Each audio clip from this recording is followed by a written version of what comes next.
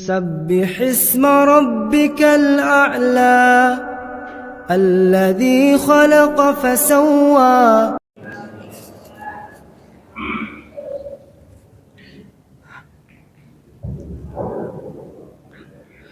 Bismillahirrahmanirrahim. Assalamualaikum warahmatullahi wabarakatuh. Alhamdulillahilladzi ja'ala ramadhana syahran mubarakan wa farada 'alaina as-siyama li ajli at-taqwa. Asyhadu an la ilaha illallah wahdahu la syarikalah wa asyhadu anna Muhammadan abduhu wa rasuluh alladzi la nabiyya ba'dah. Allahumma shalli wa sallim ala sayyidina Muhammadinil mujtaba wa ala alihi wa sahbihi ahli tuqa wal wafa. Faqala Allah ta'ala fil Qur'anil Karim, a'udzu billahi minasy syaithanir rajim. Bismillahirrahmanirrahim. Qul man kana aduwwan li Jibril fa innahu nazzalahu ala qalbika bi iznillah musaddiqan lima baina yadayhi wa hudaw wa busyra lil mu'minin. Shadaqallahul azim. Artinya, katakanlah Muhammad, barang siapa yang menjadi musuh Jibril, maka ketahuilah bahwa dialah yang menurunkan kepadamu Al-Quran ke dalam hatimu dengan izin Allah, membenarkan apa kitab-kitab yang terdahulu dan menjadi petunjuk serta berita gembira bagi orang-orang yang beriman. Maha benar Allah dengan segala firman-Nya. Alhamdulillah Bapak dan Ibu, bersyukur kita kepada Allah atas berkahan limpahan nikmat, rahmat dan karunia-Nya. Kita dapat berkumpul di masjid yang berbahagia pada kali ini dengan dalam rangka melaksanakan sholat subuh berjamaah. Salawat beserta salam marilah kita hadiahkan buat baginda Nabi besar kita yang mulia, yakninya Nabi besar Muhammad sallallahu alaihi wasallam. Allahumma salli wa sallim ala sayyidina Muhammad wa ala alihi wa ashabihi ajma'in. Sebelumnya yang saya hormati Dewan Pengurus Masjid Jami' Hasanuddin Sabisma Rabbikal A'la, Bapak Haji Zulkifli Imam Said. Kemudian yang saya hormati Bapak dan Ibu jemaah subuh yang dirahmati Allah, dan seterusnya teman-teman saya yang seperjuangan. Lalu Bapak dan Ibu hadirin sidang jamaah subuh yang saya hormati, adapun ceramah subuh yang akan saya bawakan pada subuh kali ini ialah dengan tema 5 pesan dan nasihat dari malaikat Jibril. Hadirin sidang jamaah subuh yang dirahmati Allah, sebagaimana yang kita ketahui bahwasannya malaikat Jibril adalah salah satu malaikat dari malaikat-malaikat Allah yang menjadi pemimpin dari para malaikat. Wa ra'isul malaikah wa huwa muwakkilu binuzulil wahyi ila rusuli wal anbiya. Malaikat Jibril ialah pemimpin dari para malaikat dan dia ditugaskan untuk menyampaikan wahyu kepada para rasul, menyampaikan wahyu dari Allah kepada para nabi. Hadirin sidang jamaah subuh, dan melalui malaikat Jibril pula lah Allah turunkan Al-Quran. Al-Quran semulia-mulianya kitab yang diberikan kepada kita umat Islam, yang diturunkan kepada Nabi kita Nabi Muhammad SAW, yang menjadi petunjuk serta obat bagi kaum yang beriman. Yang mana juga dengan kemuliaan yang Allah berikan kepada Al-Quran, Allah jadikan segala sesuatu yang terikat dengan Al-Quran menjadi sebaik-baiknya benda, menjadi sebaik-baiknya sesuatu. Allah turunkan Al-Quran kepada Nabi kita Muhammad, maka Nabi Muhammad menjadi semulia-mulianya Rasul, asyrafil anbiya wal mursalin, semulia-mulianya utusan Allah. Lalu Allah turunkan Al-Quran melalui perantara malaikat Jibril, maka Allah jadikan malaikat Jibril sebagai sebaik-baiknya malaikat Allah yang dinamakan dengan Ruh Al-Amin.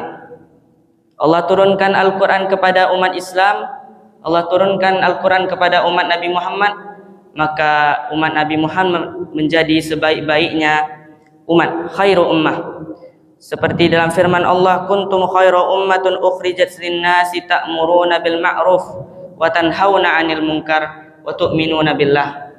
Kamu umat Islam adalah umat terbaik yang dilahirkan bagi manusia, yang menyuruh menyuruh ke arah kebajikan dan mencegah atas kemungkaran dan beriman kepada Allah. Lalu Allah turunkan Al-Quran di malam Lailatul Qadar. Maka malam Lailatul Qadar menjadi sebaik-baiknya malam yang setara dengan 1000 bulan. Inna anzalnahu fi Lailatul Qadar. Sesungguhnya kami telah menurunkan Al-Quran di malam Lailatul Qadar. Wa ma adraka ma Lailatul Qadar. Dan tahukah kamu apakah malam Lailatul Qadar itu? Lailatul Qadar khairum min alfi syahr, yaitu malam yang lebih baik daripada 1000 bulan. Kemudian Allah turunkan Al-Quran di bulan Ramadan, yakni 17 Ramadan, bertepatan kemarin Bapak dan Ibu, yakni dikenal juga dengan nuzul Quran. Allah jadikan bulan Ramadan sebagai sebaik-baiknya bulan, sebagai bulan maghfirah, bulan ampunan Allah Subhanahu wa taala. Maka Bapak dan Ibu, bersyukurlah kita kepada Allah yang mana Ia telah jadikan di dalam hati kita Islam dan iman, yang mana dengannya kita memperoleh kemampuan membaca Al-Quran, yang dengan kemampuan membaca Al-Quran kita mampu menghafal Al-Quran, dan berbahagialah tatkala kita mampu mengamalkannya. Hadirin sidang jamaah subuh yang dirahmati Allah, adapun malaikat Jibril pernah datang kepada Rasulullah SAW untuk menyampaikan beberapa pesan indah, nasihat-nasihat indah tentang kehidupan dan kematian, cinta dan perpisahan, serta amalan dan balasan, juga kemuliaan dan salat malam. Dan ini pun juga disebutkan dalam hadis yang diriwayatkan Sahal bin Sa'ad radhiyallahu anhu. Ia berkata, Rasulullah sallallahu alaihi wasallam bersabda, "Atani Jibrilu alaihi salam." Malaikat Jibril telah mendatangiku. Faqala, lalu ia berkata, "Ya Muhammad, wahai Muhammad." Maka Jibril pun menyampaikan nasihat pertamanya, "Ish ma syi'ta fa innaka mayyit." Hiduplah sesukamu, tapi ingat engkau akan mati. Hiduplah sesukamu, tapi ingat engkau akan menjadi seonggok mayat. Poin yang pertama dari nasihat ini Bapak dan Ibu, ini merupakan sindiran sekaligus peringatan bahwa kematian itu adalah hal yang pasti. Sebagaimana firman Allah, kullu nafsin dha'iqatul maut. Setiap yang bernyawa pasti akan mati. Maka Bapak dan Ibu, kematian sendiri pun merupakan nasihat tanpa perlu kata-kata. Tatkala ada seseorang mendapatkan kabar kematian dari orang yang ia cintai, cukuplah kematian itu menjadikannya ia sedih, menjadikannya menangis dan mengenang masa-masa indah bersama orang yang ia cintai. Namun tatkala kematian ditimpakan kepada orang-orang beriman, tatkala orang-orang beriman ditimpakan kemalangan berupa kematian yang ia cintai, maka itu akan menjadikannya sebagai renungan dan menambah imannya. Maka marilah Bapak dan Ibu senantiasa kita mempersiapkan diri untuk menghadapi kematian, karena belum tentu Ramadan besok kita sama-sama semuanya yang ada di sini berada di sini. Karena bisa jadi bulan Ramadan kali ini bisa jadi menjadi bulan Ramadan terakhir kita. Maka persiapkanlah kematian kita dengan amalan-amalan soleh. Adapun nasihat kedua yang disampaikan Jibril Bapak dan Ibu, ia melanjutkan, wa ahbib man syi'ta fa innaka mafarikuhu. Dan cintailah siapapun yang engkau cintai, cintailah siapa yang engkau sayangi, niscaya ingat ia akan berpisah denganmu. Poin ini Bapak dan Ibu mengingatkan kepada kita agar mencintai sesuatu hal di dunia sewajarnya. Kita mencintai keluarga kita, mencintai pasangan kita, harta kita, jabatan kita. Tapi ingat, jabatan kita tidak selamanya ada pada kita. Keluarga, harta, kita akan berpisah dengannya. Kita akan dipisahkan oleh kematian. Banyak pasangan yang katanya sehidup semati, namun tatkala wafat salah satunya yang tersisa hanya kata, "Aku hidup, kau mati."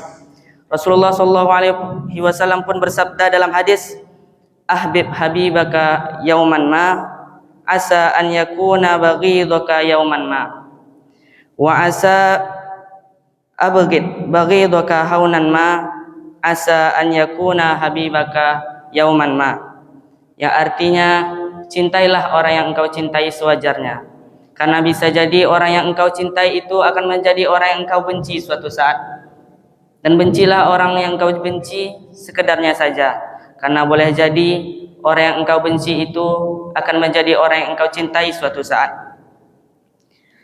Jamaah hadirin sidang solat subuh yang saya hormati, adapun nasihat yang ketiga dari malaikat Jibril ialah beliau melanjutkan, wa'mal ma syi'ta fa innaka majziyun bih, dan beramallah sesukamu, berbuatlah sekehendakmu, tapi ingat engkau akan diberi balasan atasnya.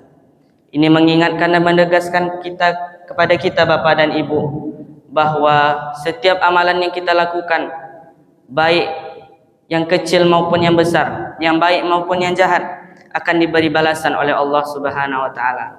Seperti firman Allah dalam surah Al-Zalzalah, "Faman ya'mal mithqala dzarratin khairan yarah."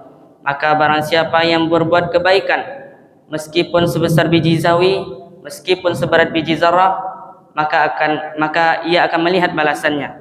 Wa may ya'mal mithqala dzarratin syarran yarah. Dan barang siapa yang berbuat kejahatan walaupun seberat biji zarah, maka ia akan memperoleh balasannya. Maka Rasulullah SAW pun menjelaskan bagaimana tentang balasan kebaikan dan keburukan di dalam hadis yang diriwayatkan oleh Ibnu Abbas radhiyallahu anhuma. Rasulullah SAW bersabda, "Innallaha katabal hasanat wa sayyi'at." Sesungguhnya Allah itu menetapkan dua, kebaikan dan keburukan. Kemudian Rasulullah SAW pun menjelaskan tentang kebaikan dan keburukan. Fa in hamma bihasanah falam ya'malha. Barang siapa yang meniatkan sebuah kebaikan namun ia tidak jadi melakukannya, katabahallahu indahu hasanatan kamilah, maka Allah catat di sisinya sebagai satu kebaikan yang sempurna. Wa in hamma biha fa'amilaha katabahallahu indahu hasanatan asyra hasanat. Maka barang siapa yang meniatkan sebuah kebaikan lalu ia mengerjakannya, maka Allah akan catat di sisinya sebagai 10 kebaikan, ila sab'i mi'atin dhifin ila adhafin katsirah, bahkan sampai 700 kali lipat hingga berkali-kali lipat lebih banyaknya Bapak dan Ibu. Wa in hamma bisai'ah, dan barang siapa yang meniatkan sebuah keburukan, falam ya'malha, namun ia tidak jadi melakukannya karena takut kepada Allah Subhanahu wa taala, karena rasa takutnya kepada azab Allah taala, katabahallahu indahu hasanatan kamilah, maka Allah akan mencatat baginya satu kebaikan yang sempurna. Wa in hamma biha fa'amilaha, dan barang siapa yang meniatkan sebuah keburukan lalu ia mengerjakannya, katabahallahu indahu sayyi'atan wahidah, maka Allah akan catat di sisinya sebagai satu keburukan. Bapak dan Ibu yang saya hormati, maka itulah 3 pesan dari malaikat Jibril. Lalu malaikat Jibril pun melanjutkan perkataannya dengan nasihatnya yang keempat dan pesannya yang keempat. Tsumma qala, kemudian malaikat Jibril melanjutkan, ya Muhammad, wahai Muhammad, syaraful mu'min qiyamuhu bil laili. Kemuliaan seorang mukmin adalah ia berdiri untuk salat malamnya. Kemuliaan seorang mukmin bukanlah terletak pada hartanya, bukan pula pada uangnya yang berlipat-lipat, bukan pada kendaraannya yang berkilat, bukan pula pada rumahnya yang bertingkat. Namun kemuliaan seorang mukmin ialah tatkala ia menyisihkan waktunya, menyisihkan waktu istirahatnya yang patutnya ia gunakan untuk beristirahat di malam harinya untuk mendekatkan diri kepada Rabb-Nya. Lalu malaikat Jibril pun menyampaikan nasihat yang kelima, wa'izzuhu istighna'uhu 'anil nas. Dan kehormatan seorang mukmin ialah tatkala ia tidak butuh terhadap bantuan dan merasa cukup dari manusia.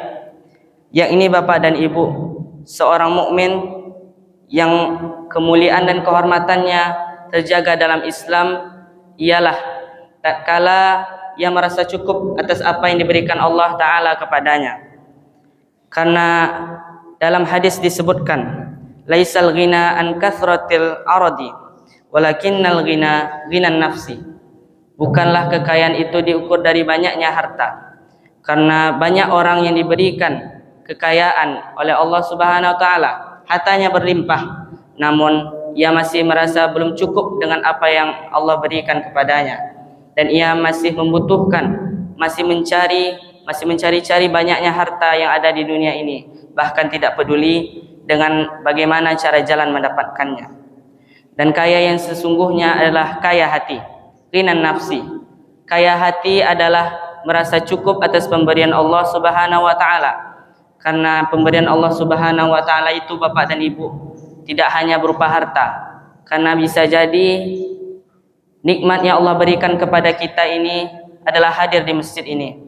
Karena banyak orang yang sahur di luar sana, setelah sahur ia salat subuh di rumah dan lalu melanjutkan tidur hingga salat zuhur. Kekayaan hati diperoleh oleh orang-orang yang beriman, karena pemberian Allah bisa berupa kesehatan, waktu luang, dan banyak yang tidak dapat dihitung oleh manusia. La in syakartum la azidannakum wa la in kafartum inna adzabi lasyadid. Jika engkau bersyukur kepadaku, maka aku akan tambah hartamu, aku tambah keberkahan dari hartamu. Wala in kafartum, dan jika engkau mengingkari hartaku dan nikmatku, inna adzabi lasyadid, sesungguhnya azabku sangat pedih. Maka Bapak dan Ibu, itulah pesan malaikat Jibril yang bisa kita renungkan dan memberikan manfaat bagi kita. Yang pertama tadi ialah hiduplah sesukamu, tapi ingat engkau akan mati. Yang kedua, cintailah siapapun, siapa yang engkau cintai, namun ingat engkau akan berpisah dengannya. Yang ketiga, berbuatlah sesukamu, tapi ingat engkau akan diberi balasan olehnya. Yang ketiga, kemuliaan seorang mukmin adalah berdirinya ia untuk salat malam, menyisihkan waktunya untuk salat tahajud, menyisihkan waktunya untuk salat fajar. Dan yang kelima ialah kehormatan dari seorang mukmin adalah ketidakbutuhannya terhadap manusia dan merasa cukup atas rezeki Allah yang diberikan kepadanya.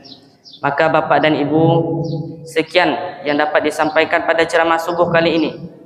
Saya akhiri dengan doa kafaratul majlis. Subhanakallahumma wa bihamdika asyhadu an la ilaha illa anta astaghfiruka wa atubu ilaik. Maka saya akan mengakhiri ceramah subuh kali ini dengan pantun. Makan sahur dengan ikan dan pucuk ubi, bukonyo jo kolak jo kacang padi. Ambo duduk di siko bukan untuk menggurui, ambo duduk di siko dek bakarusi. Wassalamualaikum warahmatullahi wabarakatuh.